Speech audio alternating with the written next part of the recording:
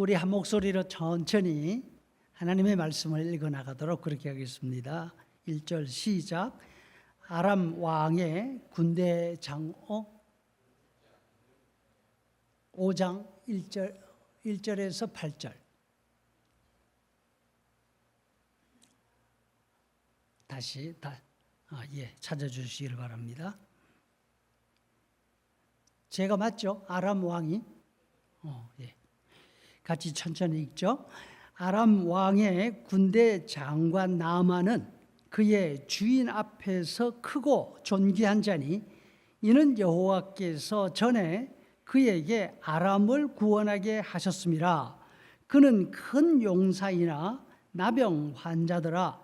전에 아람 사람이 떼를 지어 나가서 이스라엘 땅에서 어린 소녀 하나를 사로잡음에 그가 나아만의 아내에게 수종 들더니 그의 여주인에게 이르되 우리 주인이 사마리아에 계신 선지자 앞에 계셨으면 좋겠나이다. 그가 그 나병을 고치리이다 하는지라.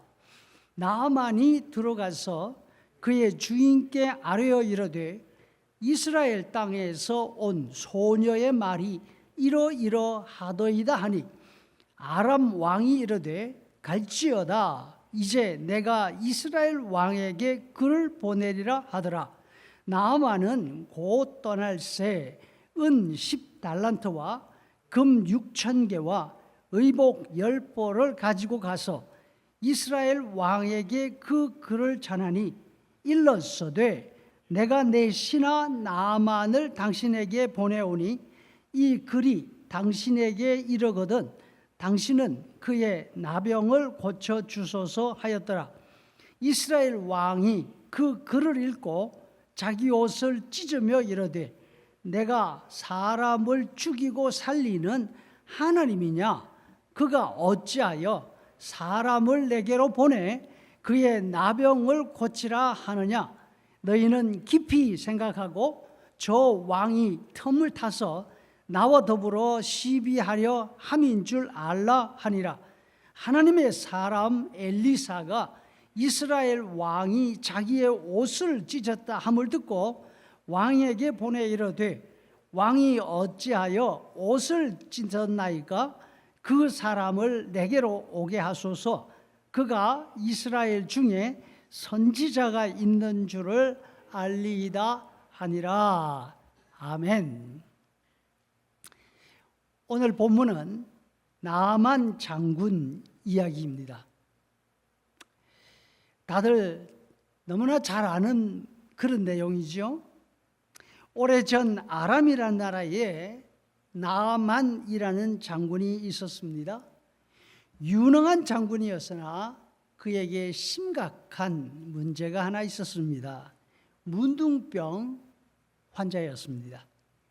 이 사람 집에 이스라엘에서 잡혀온 소녀 여종이 하나 있었습니다.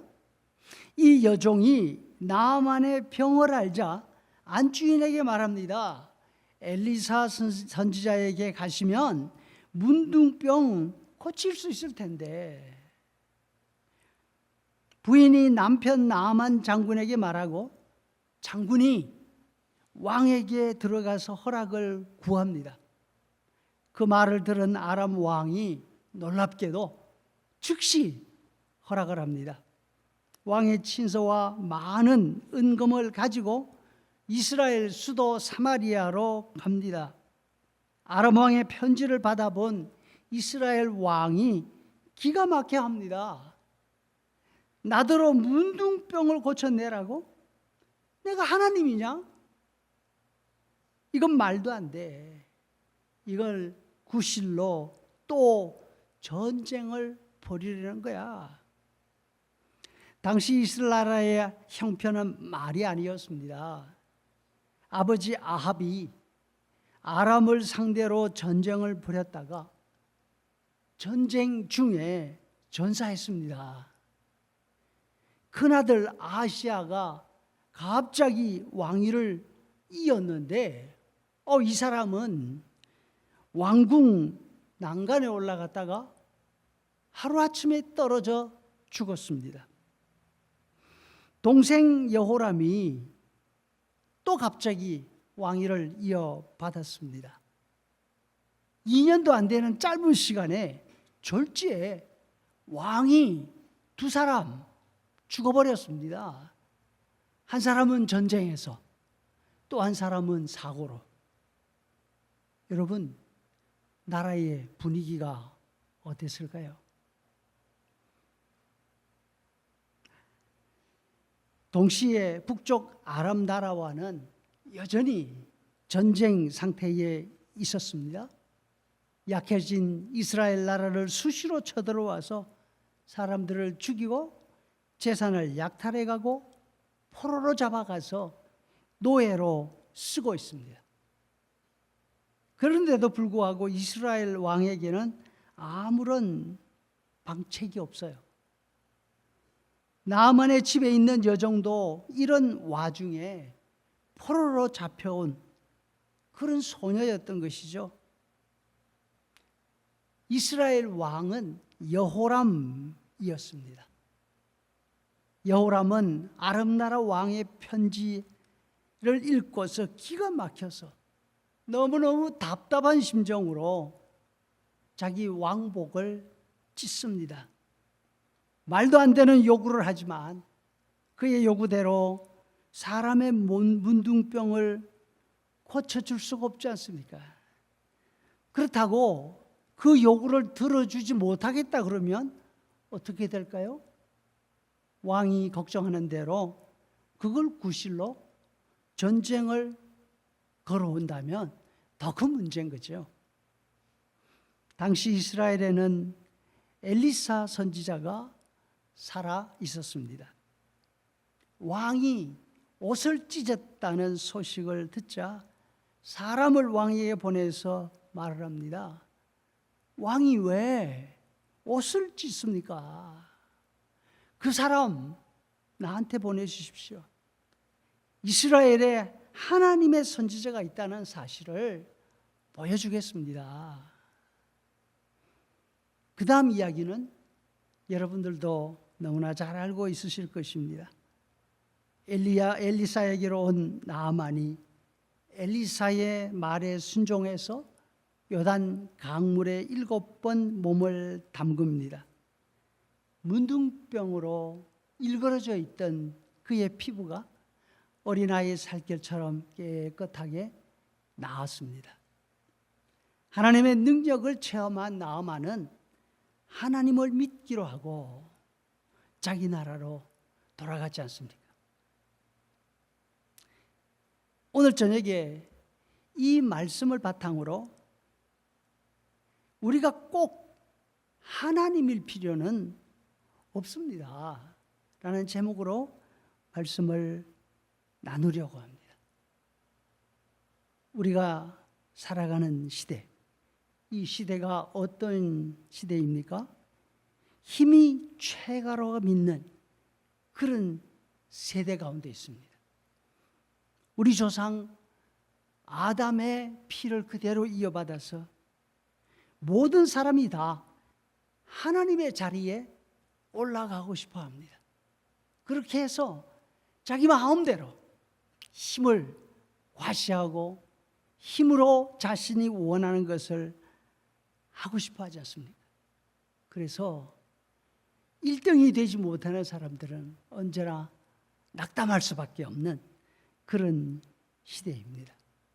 그러나 하나님을 믿는 우리는 우리가 하나님이 아니라고 해서 실망하거나 낙담할 이유가 없습니다.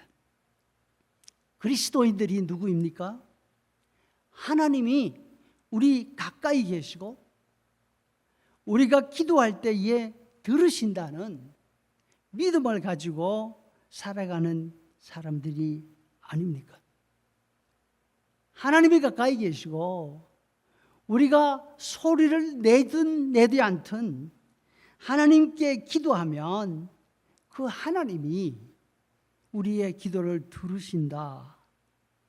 이 사실을 믿는 사람은 어떤 환경에 있든지 낙심하지 않습니다. 또한 이와 같은 확실한 믿음을 가진 사람의 말에는 여러분 힘이 있습니다. 우리가 살아가는 이 시대, 힘만 믿는 시대입니다. 성공하고 싶어 합니다. 왜? 성공하면 힘을 가지게 되고, 힘이 있으면 하나님처럼 돼서 하나님처럼 모든 것을 다 할 수 있다. 자신이 원하는 것을 다 할 수 있다고 생각하기 때문에 그렇습니다. 못하는 일이 없어요. 가지지 못할 것이 없어요. 그러면 행복하겠죠. 아니, 나는 내가 욕심이 있어서 내가 가질 것 가지고 싶어서 그런 게 아니야. 하나님을 위해서 일을 하려고 해도, 좋은 일을 하려고 해도 생각을 해봐. 힘이 있어야 하지. 이렇게 생각을 합니다. 그래서 교회를 위해서 헌신을 하려고 해도, 사람들에게 영향을 미치려고 해도 어떻게 해야 됩니까? 높은 자리로 올라가야죠. 그래서 가장 높은 자리에 가면 가장 큰 영향력을 행사할 수 있다 생각합니다. 그런데 오늘 본문에 보면 이스라엘에 두 사람이 나옵니다. 우리가 많이 들은 나만 이야기는 빼고 게하시 이야기는 빼더라도 한 사람이 누구입니까? 왕입니다. 여호람입니다. 이 사람은 한 나라의 왕이었습니다. 최고 지위에 있는 사람이었습니다. 당시 이스라엘에서 살고 있던 사람들 가운데 사람들이 가장 부러워할 사람이 누구였을까요? 누구처럼 되고 싶었을까요? 누구의 자리에 올라가고 싶었을까요? 당연히 왕의 자리에 올라가고 싶었겠죠. 사정이 어려우면 어려울수록 자신이 왕이었으면 얼마나 좋을까? 내가 이 모든 어려움들 다 이겨낼 수 있지 않을까? 주변에 있는 사람들이 어려움을 보면서도 내가 왕이었으면 얼마나 좋겠나. 저 사람들을 내가 다 도와줄 수 있을 텐데. 그런데 내가 왕이 아니야. 내가 힘이 없어. 이렇게 생각할 수 있는 거죠. 당시 사람들이 어려운 일을 만날 때 찾아가서 도움을 요청할 사람이 있었다면 누구일까요? 당연히 왕이었을 것입니다. 아무리 나라가 힘들고 어려운 형편 가운데 있더라도 왕에게는 여러분 힘이 있습니다. 하려고만 하면 많은 사람들의 어려움 해결해 줄 수 있습니다. 많은 사람들의 삶을 편안하게 해줄 수가 있습니다. 나라를 책임지는 자리에 있는 사람으로서 어려움 가운데 있는 백성들을 도울 의무도 가지고 있습니다. 의무만 있는 것이 아니라 그렇게 할 수 있는 힘도 왕에게는 있지요. 하지만 온 나라가 다시 큰 전쟁에 빠질 수도 있는 그런 어려운 순간에 여호람이 왕으로서 한 일이 무엇입니까? 아무것도 없습니다. 신하들을 불러놓고 그 앞에서 아람 왕의 편지를 읽고 난 다음에 자신의 어려움만 하소연합니다. 오늘 7절에 보니까 너희는 깊이 생각하고 저 왕이 틈을 타서 나와 더불어 시기하려 함인 줄을 알라. 여러분, 이게 이 위기에 왕이 할 이야기입니까? 걱정하지 말라고. 내가 목숨을 걸고서라도 이 문제 해결할 거라고. 병을 고치지 못하면 내가 전쟁에서 할 거라고. 이렇게 해야 되는 거 아닙니까? 그런데 특별히 이 사람은 지금 하나님을 믿는 이스라엘의 왕이잖아요.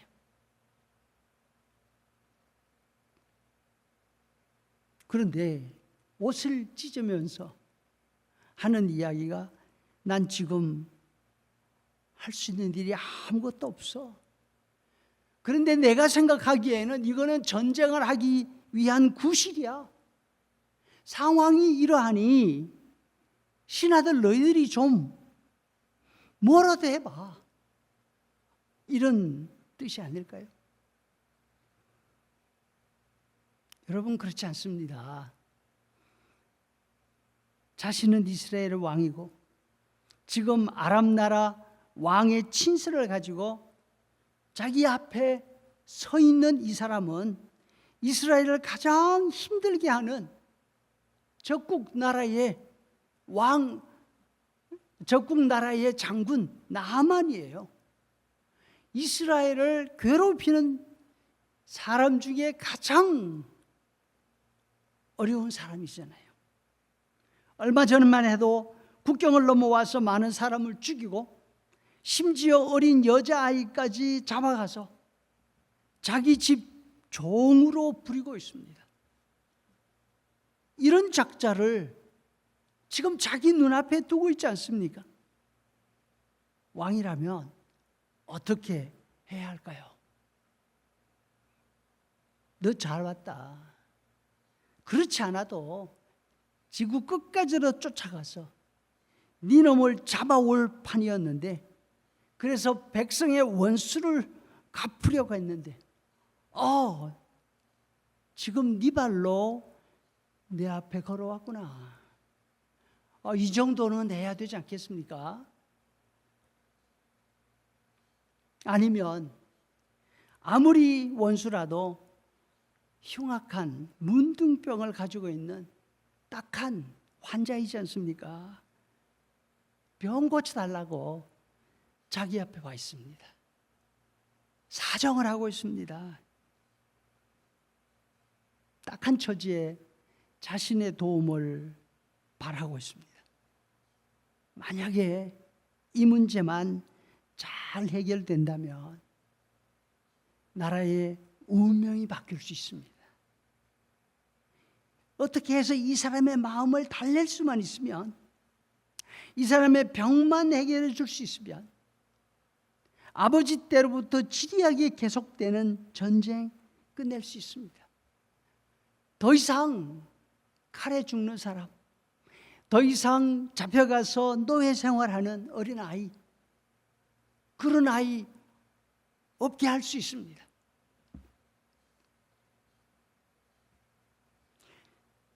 나아만 집에 있는 어린 소녀뿐 아니라 포로로 잡혀가서 총살이하던 사람이 얼마나 많았겠습니까?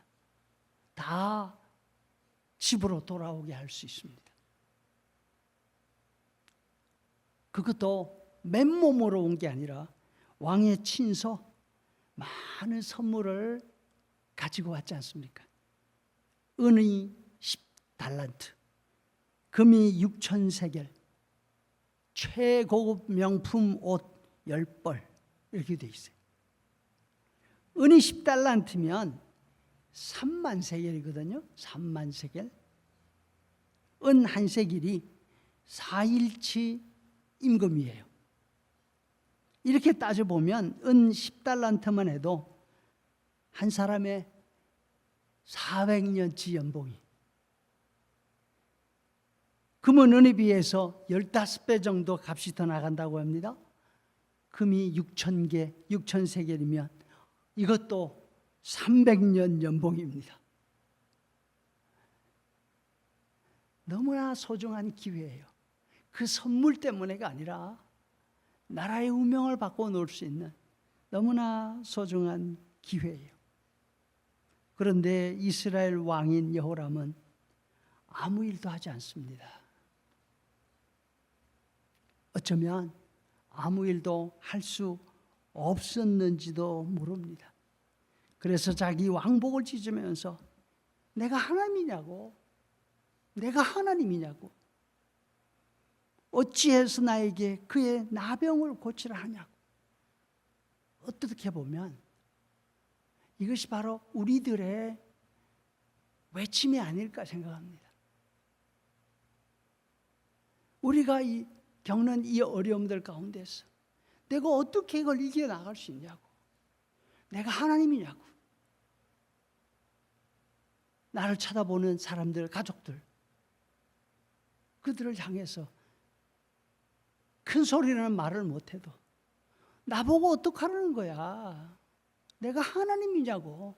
이 문제를 어떻게 해결하느냐고. 이렇게 말하고 있는 거 아니냐. 그 말이죠.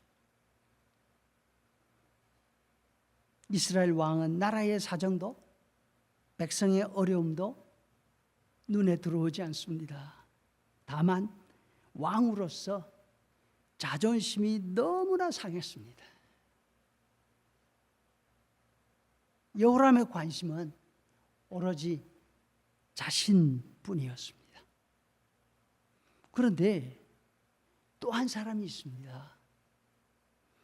그 사람은 나아만 집에 있는 어린 여종이었습니다. 여종의 처지가 어땠다고요? 2절에 보니까 전에 아람 사람이 떼를 지어 나가서 이스라엘 땅에서 어린 소녀 하나를 사로잡음에 그가 나아만의 아내에게 수종들더라. 그런데 이 어린 여종이 3절에 보니까 우리 주인이 사마리아에 계신 선지자 앞에 계셨으면 좋겠나이다. 그가 그의 나병을 고치리이다.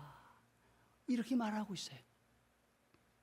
이스라엘에서 잡아온 아이인데 나아만의 아내를 섬기고 있습니다. 옛날에나 지금이나 전쟁은 참 잔인합니다. 아침마다 TV 뉴스를 틀면 마음이 너무너무 아픕니다. 지금도 세계 곳곳에서 어린아이들이 굶어 죽지 않습니까? 어린아이들이 폭탄에 상하고 죽어가고 있는 모습들 너무나 안타깝지 않습니까? 전쟁의 모습이에요. 그런데 이렇게 전쟁에 포로로 잡혀 있는 이 여종은 일을 할 수 있는 어른이 아닙니다. 군인은 더더욱 아닙니다. 부모가 살았는지 죽었는지 알 수 없잖아요. 이 처지에 있는 여종이 지금 남의 사정 봐주고 남의 일 걱정할 환경이냐고요. 이런 처지에 있는 여종이 날마다 울면서 지내도 너무나 당연할 이 아이가 자기 주인, 자기를 포로로 잡아온, 자기를 종으로 부르고 있는 주인을 향해서 내 주인이라고 이야기하면서 그의 문둥병을 알고 나서 그 문둥병을 걱정하고 있습니다. 어떻게 하면 그 문둥병을 고칠 수 있는지를 걱정하고 있습니다. 난세였습니다. 왕도 자신의 문제에 빠져 마땅히 돌보아야 할 나라의 처지조차 돌볼 여지가 없었습니다. 반면 정작 자기 연면에 빠져서 눈물로 지새야 될 이 어린 여종이 남의 처지를 살피고 있습니다. 어떻게 하면 저 사람을 낫게 할 수 있을까? 그래서 하는 말이 우리 주인이 사마리아에 계신 선지자 앞에 계셨더라면 지금 저 고생하지 않을 텐데 저 병을 낫게 할 수 있을 텐데. 놀랍지 않습니까? 어떻게 해서 이 여종이 이런 마음의 여유를 가질 수 있었을까요? 여러분, 요즘 너무나 삶이 힘들고 쪼달려서 옆을 돌아볼 겨를이 없습니까? 바울 사도는 이렇게 말씀하십니다. 빌립보 있는 신자들에게 빌립보서 4장 5절에 너희 관용을 모든 사람에게 알게 하라. 너희 관용을 모든 사람에게 알게 하라. 관용이란 말이 뭡니까? 여유입니다. 바울 사도는 빌립보 교회 신자들에게 여러분 신자들은 마음속에 관용이 있습니다. 그 관용을 모든 사람에게 알게 하십시오. 여러분 속에 있는 그 관용이, 여러분 속에 있는 그 마음의 여유가 여러분 주변에 있는 사람 어느 사람이라도 볼 수 있게 하라고 말씀합니다. 여러분, 우리도 신자이지 않습니까? 우리 마음속에 여유가 있습니까?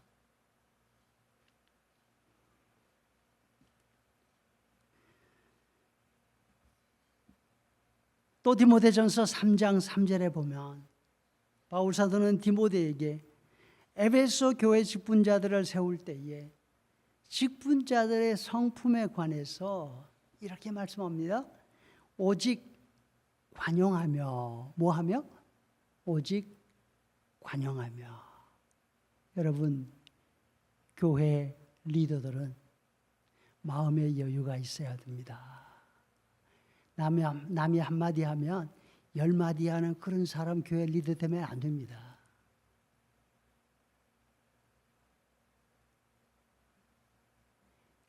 얼마나 마음의 여유가 있는지를, 얼마나 다른 사람을 살필 수 있는지를 주변에 있는 사람들이 다 알도록 해야 됩니다. 관용이란 말의 반대말은 바울 사도가 디모데 전서 3장 3절에서 다시 말합니다. 오직 관용하며 다투지 아니하며. 왜냐하면 관용하며 이렇게 말을 하니까 이해를 잘 못하는 것 같아요. 다시 말해서 다투지 않는 걸 말하는 거야. 이렇게 하는 거죠. 신자들에게는 관용의 성품이 있고 교회의 리더로 섬길 사람들에게는 이 성품이 필수적이라는 것입니다. 관용은 넓은 마음, 그것만 가르치는 것이 아니라 주변에 있는 사람, 곁에 있는 사람에게 맞출 수 있는 능력을 이야기합니다. 바울 사도는 다른 곳에서 자신은 사도이지만 이런 사람에게는 이렇게, 저런 사람에게는 저렇게 각 사람의 필요에 따라서 다 맞추어 줄 수 있다고, 그렇죠? 유대인에게는 유대인의 관습을 따라, 이방인에게는 그들의 문화를 따라서, 가난한 사람에게는 가난한 그 상태를 따라서. 그렇다고 부자들은 멸시하느냐? 아니에요. 어떤 부자들의 삶에도 자신이 주눅 들지 않고 당당하게 거기에 분위기 깨지 않는 그런 수용성이 자기 속에 있다는 것입니다. 그러면 이 관용, 이 사람에게는 이런 모습으로, 저 사람에게는 저런 모습으로 각 사람의 필요를 맞추어 섬길 수 있는 이 관용은 어디에서 나옵니까? 바울 사도는 이 빌립보서 4장 5절에서 너희 관용을 모든 사람에게 알게 하라. 어떻게 해서? 주께서 가까우시니라.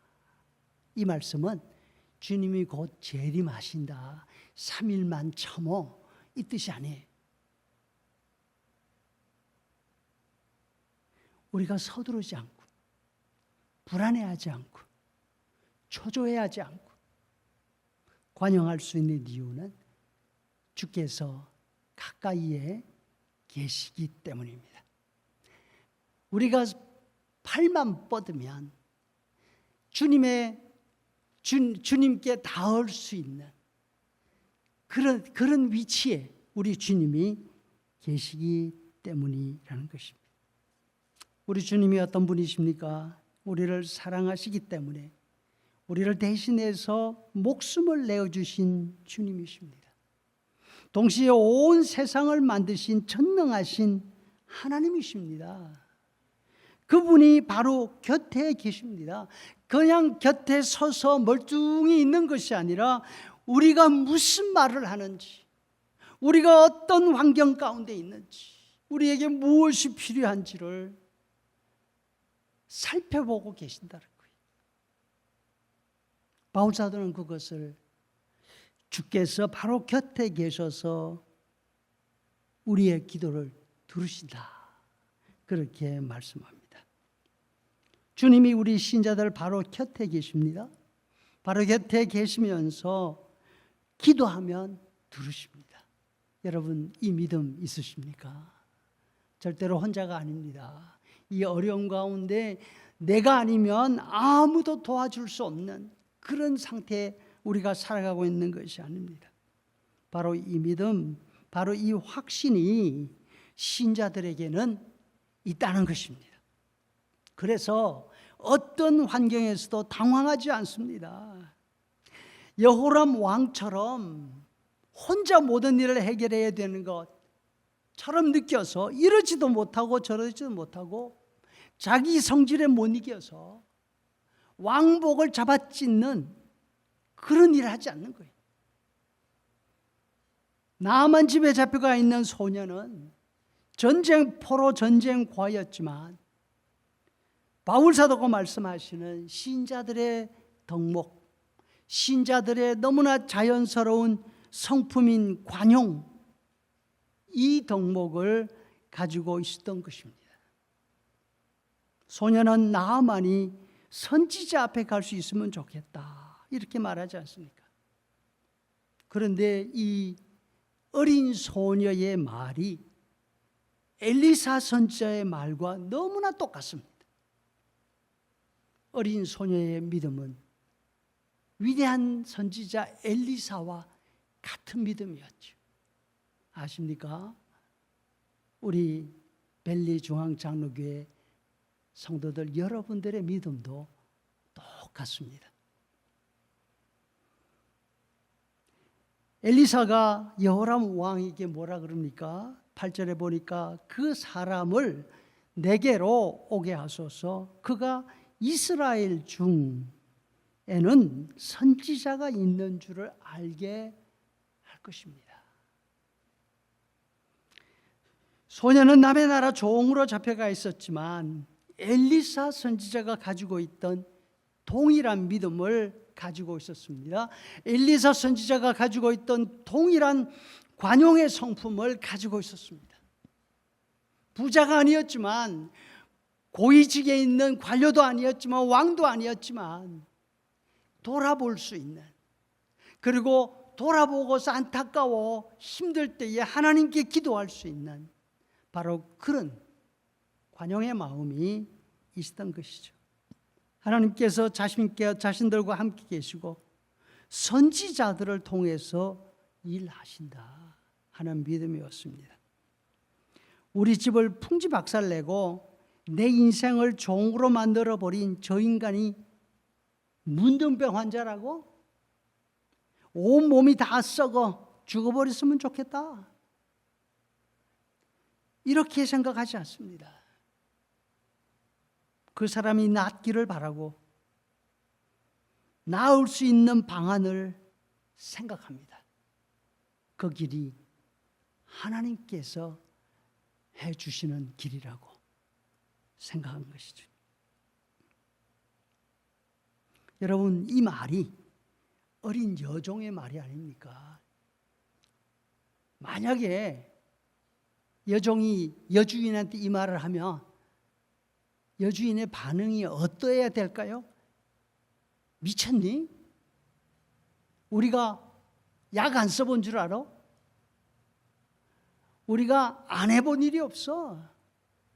근데 뭐라고? 사마리아에 있는 사람이 고친다고? 무슨 소리라는 거야? 할 수 있지 않습니까? 또 그렇지 않으면 아랍 나라의 최고 장군의 병이잖아요.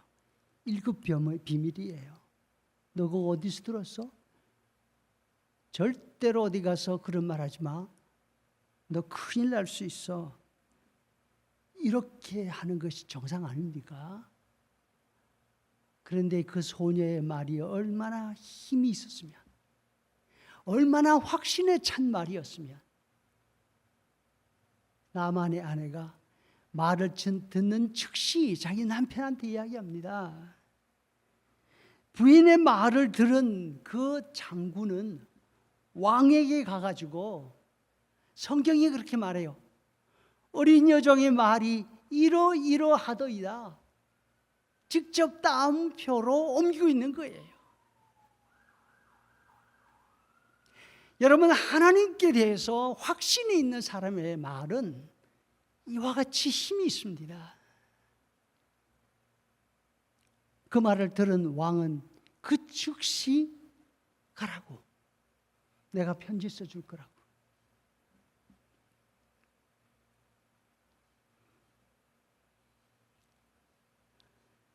벨리 중앙장로교회 성도 여러분, 우리도 그 어려웠던 시절에 여종과 엘리사 선지자가 믿은 동일한 하나님, 성경이 말씀하시는 그 하나님을 믿고 있지 않습니까?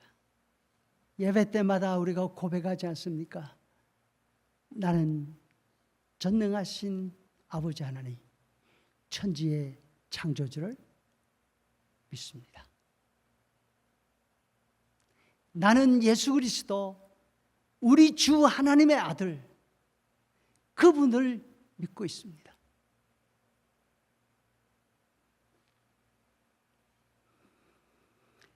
초대교회 바울 사도께서 말씀하신 것처럼 우리도 우리 주님께서, 우리를 그토록 사랑하시는 우리 주님께서 지금 우리 곁에 계셔서 우리의 말에 귀를 기울이시고 우리의 기도를 들으신다고 믿지 않으십니까? 그렇다면 이 믿음 붙들고 이 힘들고 각박한 세상을 살아가야 합니다. 아무리 우리 형편이 어렵고 답답하더라도 나만의 집에 포로로 잡혀가서 종살이하는 어린 여종의 형편보다는 낫지 않습니까? 그러나 여종은 하나님께 대한 확신이 있었기 때문에 자신의 슬픔에, 자신의 처지에 빠져 있지 않았습니다. 원수 같은 나만의 형편도 살필 수 있었고, 그의 믿음의 말은 확신이 있었기 때문에 여주인을 움직이고 나만을 움직이고 이방인 아람 왕을 움직였습니다. 여러분, 우리 속에 그렇게 우리 한마디가 사람들에게 확신을 심어주고, 그래 보니까 당신은 우리와 삶이 달라, 우리하고는 다른 사람이야, 정말로 당신은 하나님을 믿는 사람 맞아, 그러니까 내가 당신의 말을 믿어줄게, 그런 이야기를 듣고 있습니까? 귀한 여러분, 어려울 때일수록 우리의 관용이 드러나게 되어 있습니다. 밤이 깊어가고 어둠이 더할수록 빛은 빛으로 비치지 않습니까?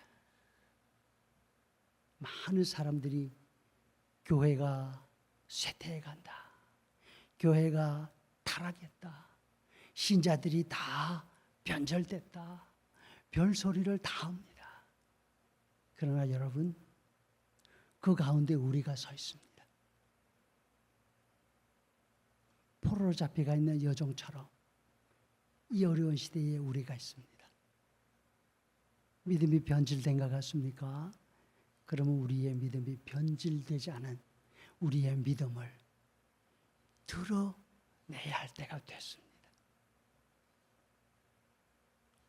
우리 하나님이 우리 곁에 계시고 지금도 기도를 들으신다는 확신 가운데 우리의 어려움들을 놓고서 기도할 뿐 아니라 교회를 위해서 기도하시고 또한 성경의 말씀처럼 우리의 눈으로 보기에 너무나 답답하고 너무나 한심해 보이는 지도자들을 위해서도 기도할 수 있는 거예요. 우리에게 하나님께서 이 믿음을 주시고 확신 가지고 기도하면서 이 어려운 시대에 신자들의 관용, 신자들의 성품을 드러내 보여줄 수 있는 놀라운 복이 있으시기를 소원합니다. 아멘. 기도하시죠. 하나님 아버지, 우리에게 예수님 알게 하시니 감사합니다. 예수님 우리를 얼마나 사랑하시는지 알게 하시니 감사합니다. 그 사랑 가운데 감격할 수 있는 마음 주시고 우리가 어떤 형편 가운데 있어도 그 주님이 우리 곁에 계시고 우리의 형편을 살펴보시고 우리에게 가장 좋은 것으로 채우시고 생명 바쳐 사랑하신 그 사랑으로 우리를 지켜주신다는 사실을 늘 기억하게 하여 주옵소서. 그래서 우리의 형편이 아무리 어렵더라도 아무리 답답하더라도 우리 자신들의 삶에 빠져있지 아니하고 주변을 돌아볼 줄 알게 하시고 교회를 돌아볼 줄 알게 하시고 다른 사람들의 문제를 가지고 하나님 앞에 기도하며 나아갈 수 있는 그런 우리가 될 수 있도록 은혜 베풀어 주옵소서. 우리 벨리 중앙장로교회를 복을 주옵소서. 주의 말씀이 날마다 흥황하게 하시고 주일마다 예배를 통해서 하나님 만나는 체험이 더욱 분명해지게 하시고 낙심하고 힘들게 교회로 들어왔다가 하나님의 말씀으로 인해서 새 힘을 얻고 믿음을 회복하고 신자들의 관용으로 무장해서 나아가서 또 한 주간을 살아갈 수 있는 그런 놀라운 은혜가 있게 하여 주옵소서. 특별히 병약한 지체들을 주님께서 긍휼히 여기사 치료해 주옵소서. 긍휼히 불쌍히 여겨 주시옵소서. 이제는 우리 구주 예수 그리스도의 은혜와 아버지 하나님의 크신 사랑과 성령의 인도 교제 충만케 하심이 어려운 시대에도 불구하고 우리 하나님 믿고 하나님을 믿기 때문에 관용을 보일 수 있는 귀한 성도들의 머리 위에 영원토록 함께 있을지어다. 아멘.